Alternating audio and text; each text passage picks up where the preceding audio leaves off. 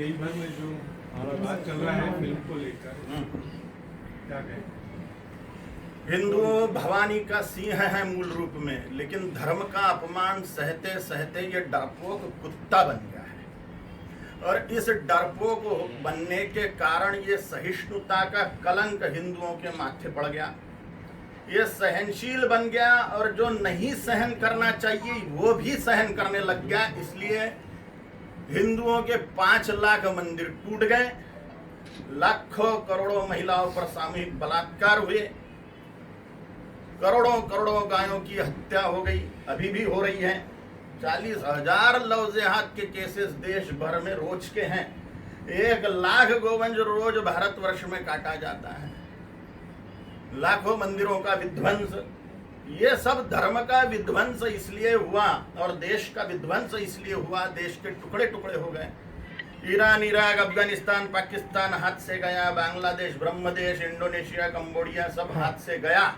इसका कारण भारत में धर्म का अपमान सहने की प्रवृत्ति बढ़ना है। हिंदुओं में हिंदुओं की धर्म का अपमान सहन करने की प्रवृत्ति के कारण हिंदू डरपोक कुत्ते के जैसा जीवन बिता रहा है।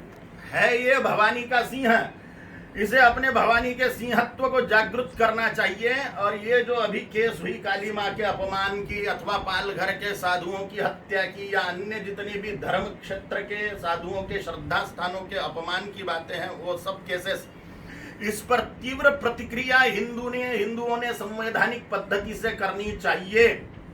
संवैधानिक पद्धति से करिए, अपने अपने तरीके से करिए। जिसका दिमाग चलता है वो दिमाग चलाइए, जिसके हाथ पैर चलते हैं वो हाथ पैर चलाइए, जिसका पद प्रतिष्ठा चलती है वो पद प्रतिष्ठा चलाइए, जिसकी नेता नगरी चलती है वो नेता नगरी चलाइए। अपने अपने पदों से अपना उनका हर्ष देख रहा है समाज के, उसके बाद भी हिंदू कट्टर होगा।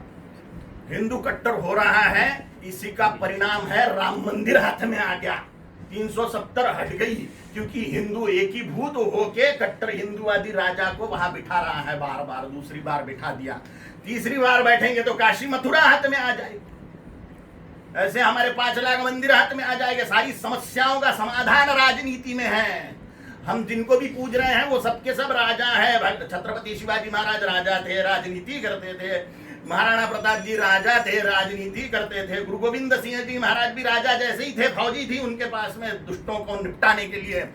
भगवान श्री रामचंद्र प्रभु राजा थे, राजनीति करते थे। भगवान श्री कृष्णचंद्र महाराज राजा थे, राजनीति करते थे। भगवान बुद्ध, भगवान महावीर भी राजा ही थे, लेकिन तब का राजतंत्र बहुत उन्नत था। धर्मतंत्र को ग्लानि आने के कारण वो सन्यासी बन गए और धर्मतंत्र का उन्होंने उद्धार किया। इसलिए राजनीति में सारी समस्याओं के समाधान का उपाय है, शक्ति है। राजा जो चाहे तो प्रजा को झक मार के करना पड़ेगा उसके हिसाब से। अगर राजा कट्टर धार्मिक है तो धर्म का रक्षण अवश्य होगा, इसमें कोई संशय नहीं। इसलिए हिंदुओं को मैं आह्वान करता हूं आपके सबके चैनल के माध्यम से, अगर हिंदू हो, तुमको नरक में नहीं जाना है, अपनी बहन बेटियों को सुरक्षित रखना है, गौ माता का रक्षण करना है, तो राजनीति का हिंदूकरण करिए और हिंदुओं का वोटर योद्धाकरण करिए, सैनिकीकरण करिए। हिंदुओं का सैनिकीकरण करना माने हिंदुओं को वोटर योद्धा बनाना है। निर्मित हो रही है लगातार, समझ में नहीं आया। प्रधानमंत्री मोदी कट्टर है, हिंदुओं के प्रति लगातार देश में घटनाएं सामने आ रही है। मोदी अकेले कहा क्या क्या कर ले वे, बाकी लोग क्या करेंगे? बाकी घर में नींद लेंगे। मोदी ने अकेले क्या करना चाहिए? एक व्यक्ति कहां कहां पुरेगा? भारत में 4150 विधायकों का राज्य है।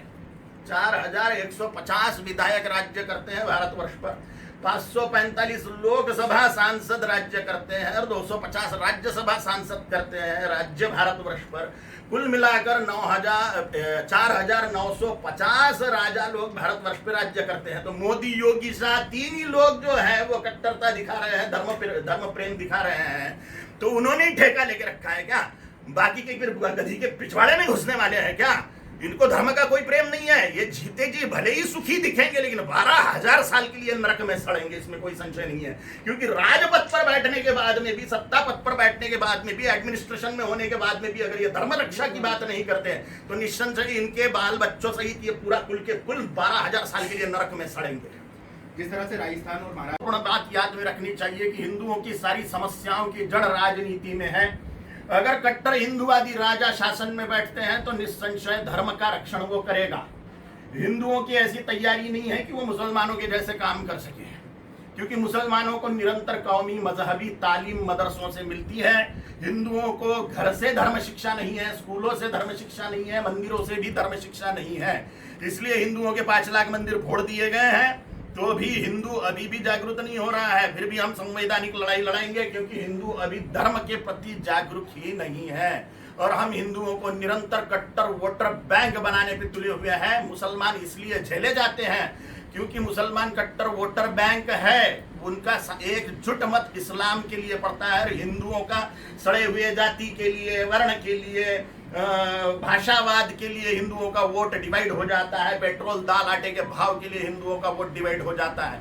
हिंदू जैसे ही हिंदुत्व के लिए वोट करेगा, कट्टर हिंदुवादी राजा राजनीति में जाएंगे और वो धर्म के संरक्षण का काम करेंगे। इसलिए मैं कट्टर हिंदूवादी लोगों को, कट्टर हिंदूवादी के लोगों को, अपने मित्रों को भी कट्टर नैष्ठिक धर्म प्रेमी बनाया, ऐसा आह्वान करता हूं। और राजनीति में भाग लेवे, कम से कम वोट देने के लिए लेवे।